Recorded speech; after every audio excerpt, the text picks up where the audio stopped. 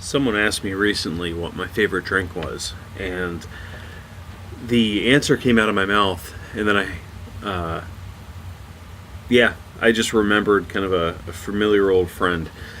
This is a take on the traditional Manhattan. There's one modification to it. I'm going to add a little bit of Grand Marnier. If you've never had a Manhattan, I recommend you try this. Manhattan is a whiskey drink, usually made with rye whiskey. If you get it with bourbon, you're doing it wrong. Some people like it with bourbon, but I think it's way too sweet. A couple things you're going to need. It is a stirred drink, so you're going to need to start with a small batch rye whiskey. This is Knob Creek Rye, and this is a pretty heavy drink, by the way. This is a 1 ounce measure. Maybe 3 ounces or 3 measures. 1, 2. I spill a little, but that's fine. I'm in my basement right now.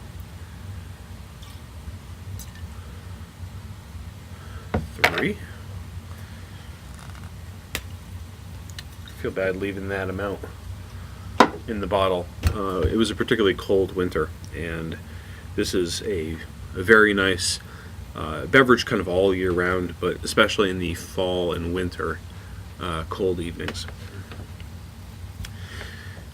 So you got your 3 measures of rye whiskey, 1 measure of sweet vermouth,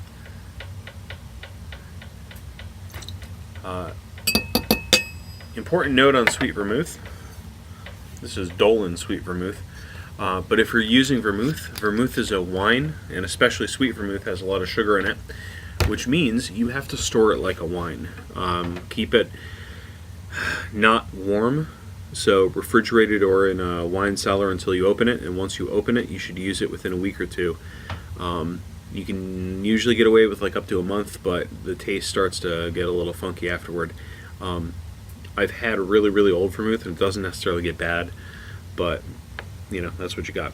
Anyway, so right here, this is kind of sitting in ice. You don't have to let it sit as long as this, but I think that the water from the ice melting kind of helps it out. It cools it off, and it gives it a nice note to finish on. Now, here's the modification. I'm going to add half a measure of Grand Marnier. Not a lot, but it gives it a little bit of an orange sweetness.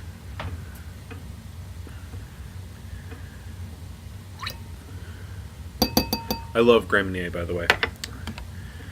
I use it in a lot of my drinks. It's got a very nice orangey cognac kind of sweetness. And then 1 to 2 dashes of bitters. I usually look to see how. That's a small one, so 1, 2 there. 2 dashes of bitters. This is Angostura bitters. You can use orange bitters too if you want to skip in the Grand Marnier and just have that orangey flavor. The traditional misses the Grand Marnier. You just lightly stir this. Now it's been sitting for a while. There. It's gonna be good. Strain into your glass. This is not a traditionally shaken drink. You can shake it if you want, but that leaves a lot of flakes in it. I like to kind of see the water and the liquor kind of swirling in there. Oh, as I bump my glass because I'm a pro. And top it off with the last cherry. And yes, I'm using my fingers. That's fine, because I'm going to drink this.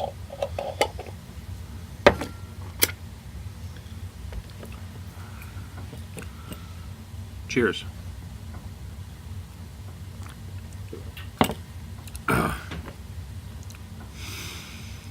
God damn, that's delicious. So, unlike a traditional bourbon drink, bourbon has a lot of sweetness in it. This has the dry notes of the rye, a little bit of caramely kind of essence in there. You got the grape and kind of cherry flavors, that tart sweetness of the vermouth. orange notes, I think, really balance that off, and then the bitters are complicated and herbal and all of that other jazz. And then I like to leave my cherry sitting in there till the last possible moment that I can stand it, and it's got a really nice kind of sweet finish on there, liquory sweet finish. Doesn't add too much to the flavor of the beverage, although it does add a little bit, but it's a good little treat in there. Anyway, enjoy responsibly.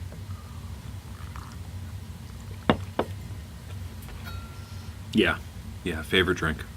See you guys.